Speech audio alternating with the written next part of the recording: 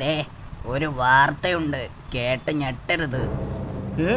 ഞെട്ടുകയോ? അതെ, കേട്ടോ. സൗദി അറേബ്യയിലാണ് സംഭവം. ഒരു അറബിക്കുട്ടിയെ നായ കടിച്ചു.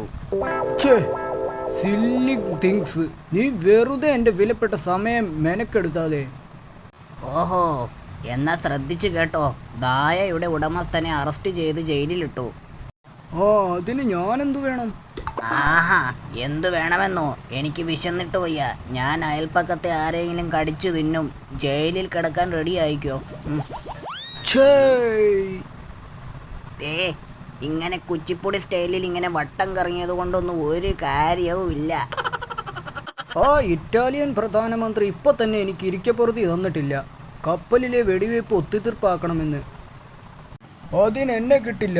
കുറ്റം ചെയ്തവർ ശിക്ഷിക്കപ്പെടുക തന്നെ വേണം. ഈ നേരമാണ് പുറത്ത് ഇൻസ്പെക്ടർ ചെന്നി നായകം കത്തിച്ചുവിട്ട വാണം പോലെ ജമ്പന്റെ വീട്ടിലേക്ക്. Jamban sir, Jamban sir. Gate തുറക്കാൻ കാക്കാതെ മീതെ കൂടി ഉള്ളിലേക്ക്. Jamban sir, Jamban sir, Jamban sir. Magnetic bomb, കാന്ത ബോംബ്. വെയർ? ഹിയർ.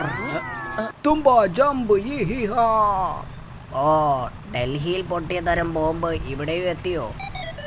നോക്കൂ സാർ, ഞാൻ സഞ്ചരിച്ച ജീപ്പിന്റെ പുറകിൽ ആരോ കടിപ്പിച്ചു പോയിരിക്കുന്നു സാർ. നിമിഷങ്ങൾക്കുള്ളിൽ ജമ്പനും തുമ്പനും മോട്ടോർ ബൈക്കിൽ.